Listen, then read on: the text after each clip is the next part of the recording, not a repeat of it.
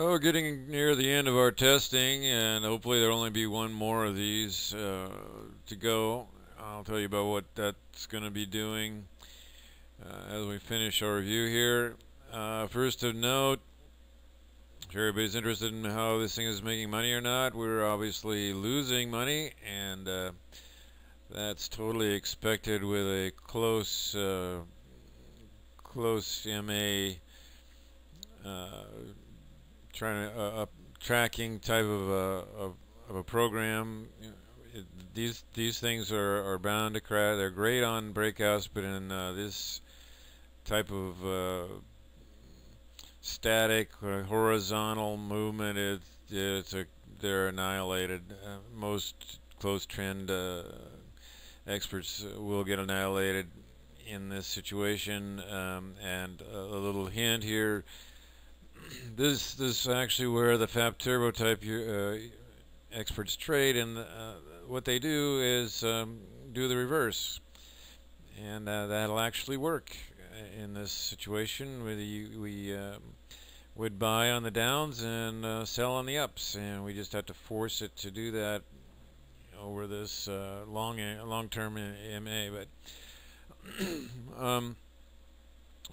the purpose of this test is actually, and our last one's going to be to tank these accounts and see where our margin calls kick in and stop outs, even if they even have them on these accounts. But in the meantime, we're going to look at journals. Not many people take the time to do that. If you're a programmer, you definitely do that, because all of the programming errors will show up here. My experts use both of the library callout error analysis library callouts MT4 provides. Not many. I haven't seen many programs that actually do that. But if there is a programming error, it'll show up here. When it tries to place an order, it'll say, give you an error code number as to what happens there. But this is also showing us our connection issues, and this is one of the important measures that we're looking for. Here we're in Alpara, UK. We had a connect issue here about 12:30 my time in a relog in. As we go down the line here, we're going to see different types of issues in that regard. Alpara UK actually didn't do very well at this point. We had 4 or 5 disconnects and a dispatch busy, which that's not an issue. But these connect issues are. This is means we got a traffic overload, and instead of getting a dispatcher busy, we just got shut down, and that's not really acceptable. Here we're in Forex metals.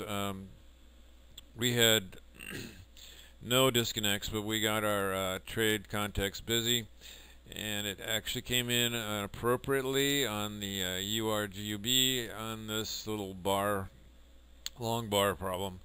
And this is actually the closest to the reality of what you'd experience here. This is a simulation, of course, in our forward testing, but in the real world, this is exactly what you'll get in these long bars. This is a 60, 70 pip bar in a M15, which is very, very long.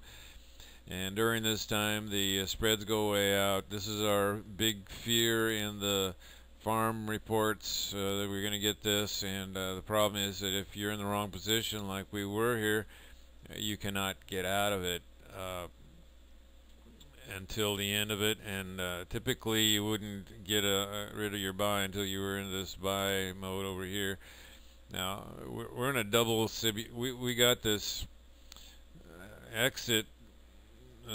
It tried to exit, but we had another issue here as well, in that with our open MA on the open, it would lock in on an up here for this whole length of the bar, and really wouldn't see the trigger to sell until it got into the second bar. If we had an MA close, it would trigger the sell immediately. It looks like we got that here anyway, and it tried to get out of it. It didn't get out of it, and that's what exactly would have happened in the real world. Let's see what we got next here. We've got Master Forex, and They had no disconnects. They had no dispatch busy. They had a requote. This is their answer to the issue. We would see either dispatcher busy or requote in the same. It happened in the same long bar situation. So that was a good deal. But the positive thing is there was absolutely no disconnects there either. Now let's take a look at FX clearing. FX clearing had a context busy, and we also had a old tick relogin. I don't know if we can see that over here, but that happened on a disconnect, and I don't see it right here, but we had a problem on the euro. The same thing, although the move wasn't all that extreme. Uh, none of this is that bad, though. I mean, this is typically what you're going to get in the real world. Dispatch busy, can't fill the order. In other words, we just can't get any fills, and that'll happen because of the wide spreads and so forth. This we got a connection failure here and a relog in, which is what we don't want to see. The simulation shouldn't have that. Here we got an old tick on a relog in. That's another thing we don't really want to see. That's kind of like saying a broker data feed problem. Let's go here to eGlobal. eGlobal, we got the same thing. Old ticks on a relog in and a log out, and it's happening at some weirdo time. This is 2 o'clock my time. Nothing particularly happened at that time. CHF got a little bit of a long bar in here. We got the thing on the euro. That's not exceptionally bad, but they picked it up on that. GBP, I don't see anything at that time that was excessive. So why we got a disconnect in there, I don't know. If they can't keep up with it, maybe that's their problem. Next we have the UWC. We got 1 or 2 connection failures here again at 8 o'clock my time last night.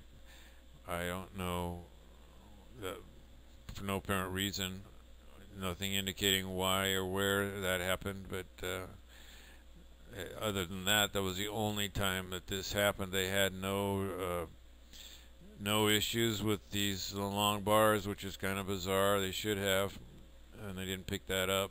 They didn't simulate it for some reason. So if there is a case for, I mean, there's been rumors out there that the brokers are making things better on these test platforms than they are in the real world, and if there was an issue with that, it would mean they were not simulating these long bar issues, which UWC doesn't seem to be doing. FXTD simulated the long bar issue, but in the wrong places. That was on the euro. In fact, that was the only place there was an issue, and it would have been in here somewhere. Actually, back here in the 4th, right there on that bar, and that's not what I would consider excessive, but they had a problem with that. But looked pretty good overall this time. It had several disconnects on other tabs. One brief look here at what's coming up. Next go around, we're going to be raising the lot sizes up to 4.9, 4.8, 4.7, 4.6, a total of 1.9 lots. It's a 38% lot size commission. We're way over the commitment. We're way over the recommended levels. But what we're trying to find is these margin calls and stop out levels on these various accounts at this point. So we're going to overdo it. We're going to go backwards on our indicators. We're going to sell on buys and buy on sells and hope for a breakout on the news release that just tanks these things. Thank you for watching.